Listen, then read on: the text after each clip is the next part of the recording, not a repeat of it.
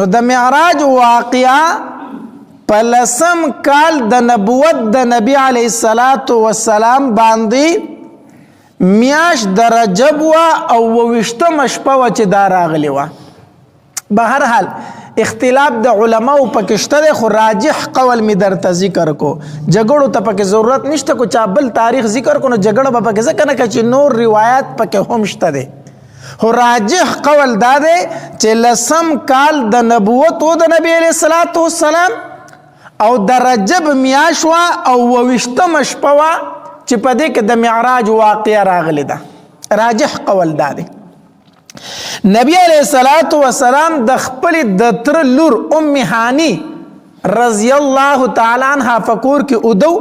د ام هانی د علی رضی الله تعالی عنه خور ده. نبی علیہ الصلوۃ والسلام د دې فکور کې ودو او داسې یو غړبوجن ونته حالت کې وو، یعنی نه پوره ودو او نه ویښ وو چې په دې حالت کې نبی علیہ السلام او بر چت سورې شو او جبرئیل علیہ السلام د بر چت د طرف راغی. چت سورې شو، د چت د طرف جبرئیل علیہ السلام راکوش. چت سورې شو، نه خاورې راوغورځېدې ښکته، نه لرګي راوغورځېدل ښکته، بس چت داسې سورې شو، جبرئیل علیہ السلام پکې راکوش او چت بند شو. اوس دا خبره چې دا جبرئیل علیہ السلام په چت باندې ولې راکوش شو د کوټه کې د برې نه. علماء لیکي دي کې یو اشاره وه، اشاره دا وه چې څنګه زه د برې د طرفه رالم ستا سفر هم برې طرف ته دی، او دې طرف ته اشاره وه چې څنګه ما ته الله دا کوټه دا چت کولاو کو، دغه شانتې الله به تا ته اوس د اسمانونو دروازې کولاوي. دې طرف ته اشاره وه. نو جبرئیل علیہ السلام د کوټې د طرفه په چت کې راکوش شو نبی علیہ السلام خواله، او نبی علیہ السلام یې راویښ کو. او نبی علیہ السلام خو جبرئیل علیہ السلام پیژندو، بار بار به خواله راتو. نبی علیہ السلام ته وفرمایل دا الله محبوبه زه چې ځو. بیا روتل د کوټې نه په دروازه باندې جبرئیل علیہ السلام راکوش شو، بری د چت نه روتل د کوټې په دروازه. او د معراج د واقع دومره زر شوي ده که نه چې روایاتو کې راځي وایي نبی علیہ السلام چې د کمې بسترې نه پاسېدلی واپس چې هغې بسترې له راغې هغه شانتې ګرمه وه، لا یخه شوې نه وه. او د دې دروازې ته دا کم زنځیر نه پروتو، دروازه چې خلک لټکي دا زنځیر، وایي دا نبی علیہ السلام د دروازې د کولاولو سره چې دا زنځیر داسې اوړکېد که نه چې نبی علیہ السلام واپس راغی هغه زنځیر لاړه کېدو. دا دومره زر واقع شوی وه. نو د کوټې په دروازه باندې رووتل، جبرئیل علیہ السلام ورسره ملګری دی او رالو بیت الله شریف ته، او حتیم ته رالو. نبی علیہ السلام ته ویل په دې حتیم کې ته آرام وکړه. دا حتیم نه دی، دا د بیت الله شریف نه ګیر چاپېره هغه داسې لږ غونته کې دیوال چې دی هغې ته حتیم ویلی شي.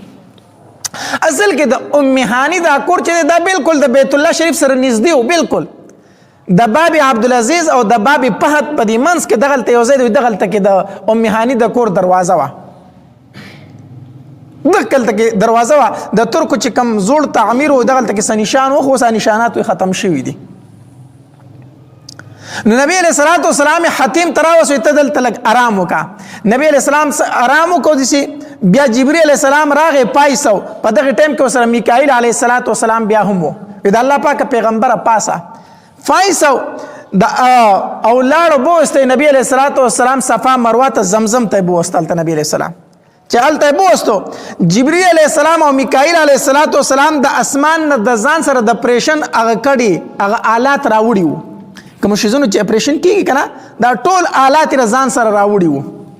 نبی علیہ السلام د زمزم د کوی خواله بوستو او نبی علیہ السلام یې سملو او دا سینه ولا کوله وکړه، سینه ولا کوله وکړه، سینه ولا اوشله ولا.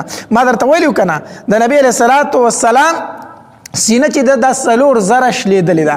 شق صدر د نبی علیہ السلام 4 زله شوی دی. یو ځل خو چې نبی علیہ السلام د بیبي حلیمې سره وکړه، هغه بیزي چې سره ولې ورونه یې چې رالو وی زمونږ د هغې قریشي رور چې حلال کوي، هغه شق صدر شوی چې نبی علیہ السلام د خپل وروڼو سره د بیزو سره ولو دپاره تلو، بالکل ماشوم و. او دویم شق صدر د نبی علیہ السلام په 10 کال شوی و. او دریم شق صدر د نبی علیہ السلام د نزول په وخت د وحی د نزول په وخت لومبۍ وحی چې په نبی علیہ السلام نازلېدله په غار حرا کې په غار حرا کې دریم ځل د نبی علیه السلام شق صدر شو چې اول وحی پرې راتله نو جبرئیل علیه السلام ول زړه کولاو او څلورم ځل دا شی و چې کله نبی علیه السلام اسمانونو ته ختو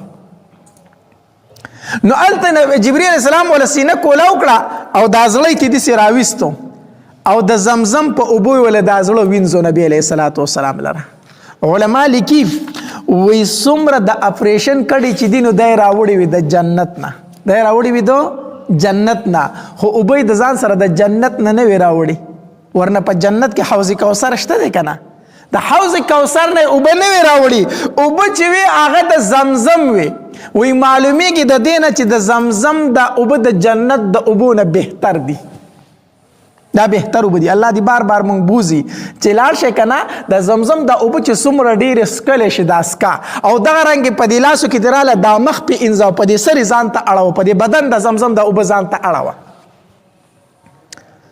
نو وی د زمزم اوبه وي او د اپریشن کډې چې وي د جنت نه راوړي وي نو د نبی علیه السلام دا زړه راویستو او د زمزم په اوبو یې وینځو او بیا د علم او د حکمت دوه کاسې وي د جنت نه راوړي وي هغه د نبی علیه السلام په دې زړه کې واړولې د علم او د حکمت دوه کاسې راوړي وي د نبی علیه السلام په دې زړه کې واړولې نبی علیه السلام فرمایي وایي زه د خولې پورې د علم او د حکمت نه هغوی ډک کړم وجه دا و چې اوس بر اسمانونو ته خیږي که نه نو دا خو ډېر ګران کار دی د الله سره پکې ملاقات دی جنت لیدل دي جهنم لیدل دي عجیب عجیب حالات مخې راځي د نبی علیه السلام زړه یې دې ته جوړو چې دی دا هر څه لیدل برداشت کړي نو زړه یې وله د زمزم په اوبو باندې وینځو بیا جبرئیل علیه السلام ځان سره د جنت نه یو سورلی راوستي و هغې ته بوراق ویلی کېږي بوراق دا بوراق د برق نه دی نو برق معنا پړک یعنی دی به دومره تیز ته لکه د بجلۍ پړک چې وي وایي ده به یو قدم دومره لرې کې خو ده څومره چې نظر لګي دومره به د ده یو قدم و چې څومره د نظر انتها ده او یا بوراک د برق نه د برېښنا ته ویلی شي وایي شپه وه ده به یو برېښنا کوله رڼا به یې کوله دا د جنت نه یو سورلي جبرئیل علیه السلام د ځان سره راوستې وه وزن یې غټوالی څومره و نو روایتو کې راځي وایي د اس نه وړوکې او د خر نه غټ دومره مقدار سره دا زناورو د اس نه وړوکې او د خر نه غټ دومره مقدار سره دا زناورو نبی علیه السلام ته ویل وی دا مې د جنت نه سورلي راوستې دې ته سورېږه دې ته سور شه روایتو کې راځي وی چې کله جبرئیل علیه السلام نبی علیه السلام ته وفرمایل که نه وی دې سورلۍ ته سور شه وی نبی علیه السلام داسې په سوچ کې تلی و او سورلۍ ته یې خپه نه کړه وی جبرئیل علیه السلام ورته بیا وی چې د الله محبوبه سورلۍ ته خیجه وی نبی علیه السلام بیا نه ختو وی په دریم ځل ورته جبرئیل علیه السلام وایي چې د الله محبوبه بوراق ته خیجه څه سوچ کوي وی نبی علیه السلام داسې جبرئیل علیه السلام ته مخ راواړو که نه وی چې جبرئیله زه خو به بوراق ته وخیجم او یقینا دا بوراق ډېر تیز رفتاره دی او دی به ما جنتونو ته ورسوي او ما به اسمانونو ته ورسوي جبرئیل خو وروسته زما امت زه خو به بوراق ته وخیجم ما به دې جنت ته ورسوي ما به اسمانونو ته ورسوي خو زه بوراق ته ځکه نه خپه کوم چې زما امت به څه کېږي دا نبی علیه السلام په خپل امت باندې دومره زیات غمجن و په هر ټایم کې د هغه په ژبه باندې دا الفاظ و امتي امتي امتي نن سبا چې امت ته ووایي چې د نبی علیه السلام په شانتې شکل و صورت خپل که که نه امتي دې ته نه دی تیار وایي ما ته د انګریز شکل و صورت خوند راکړي نن چې امتي ته ووایي که نه دا جامې دي د نبی علیه السلام د جامو په شانتې په سنت طریقې جوړ که د نیکانو خلکو جامې جوړې که دی وایي ما ته د پلانکي اکټر جامې خوند راکړي ما ته پلانکی ډرامه کې هغه پلانکی جامې خوند راکوي ما ته هغه فلمي اکټرې جامې خوند راکوي دی په بازار کې ګرځي خپلو بچو له هغه کپړې ګوري چې کومې کپړې په فلمونو کې خلکو اغوستي د امتي دا حالت دی دی دومره نشي کولی چې خپل شکل و صورت د نبی علیه السلام د شکل په شان جوړ کړي دی دومره نشي کولی چې خپلو بچو له د مسلمانانو کپړې راوړي په ځای د دې چې دی له د انګریزانو کپړې راوړي نبی علیه السلام وایي زه جبرئیله څنګه بوراق ته خپه کړمه زما امت ما نه وروسته پاتې کېږي جبرئیل علیه السلام ورته فرمایل وی الله تبارک وتعالی فرمایي چې ای زما محبوبه ستا د امت متعلق په زه تا خوشحاله کوم زب تا خوشاله کومه. د دې وجه نه نبی علیه الصلاۃ والسلام فرمایي وی قسم په الله تر هغه پورې زب په جنت کې خپکه نه دم تر سوچ می هر یو امتی د ځان نامخ کې جنت ته نه داخل کړي. زب جنت ته داخل نشم تر سوچ می هر امتی جنت ته نه بوسته. نن د امت څه حالت ته الله دې زموږ په حال باندې رحم وکړي. نو جبرئیل علیه الصلاۃ والسلام ورته فرمایي وی محبوبه بوراق ته وروخیجه. نبی علیہ الصلوۃ والسلام بوراق ته وروختو. روایت کې راځي وي جبرئیل علیہ الصلوۃ والسلام سره شاته کېناستو او میکائیل علیہ الصلوۃ والسلام د بوراق هغه واګي ونیولې.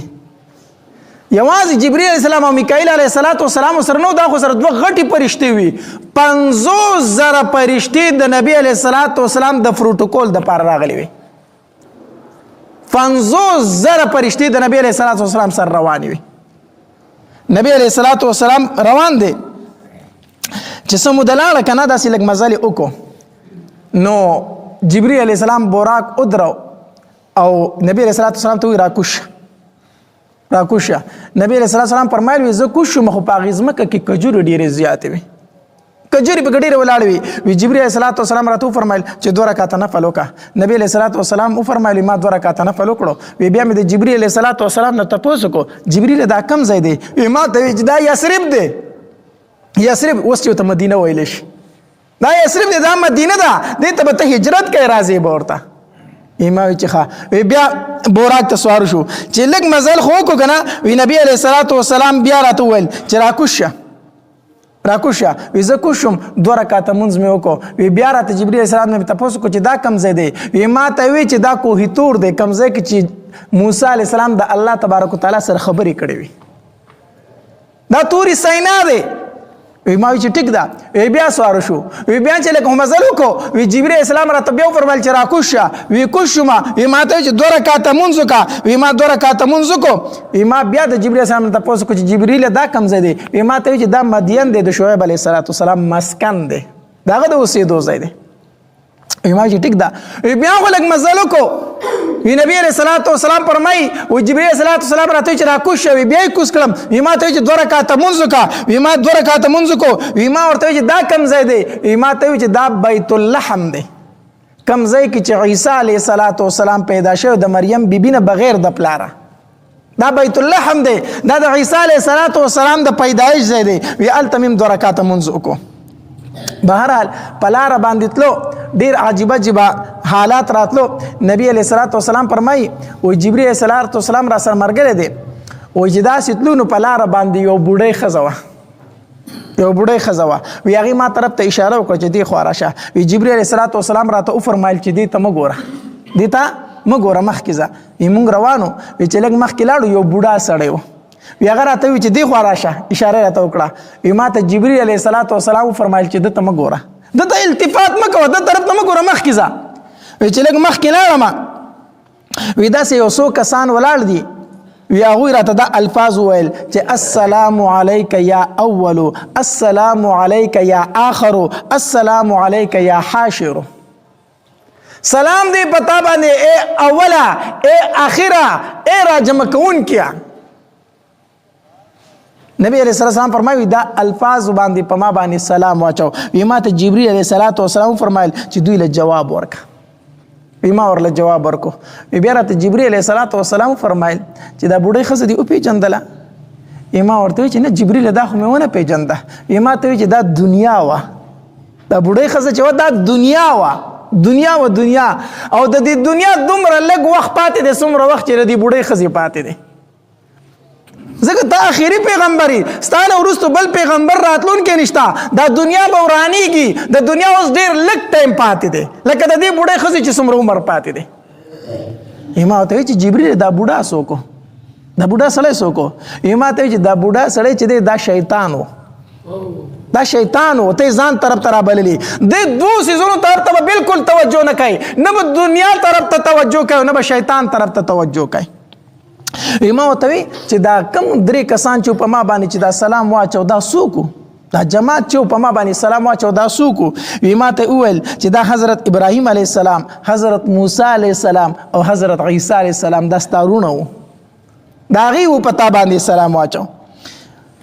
ما وی چې ټیک ده بیا نبی علیه الصلاۃ والسلام فرمایي و امام موسی علیه السلام یو ځای کې ولید چې په خپل قبر کې ولاړ دی او مونځ کوي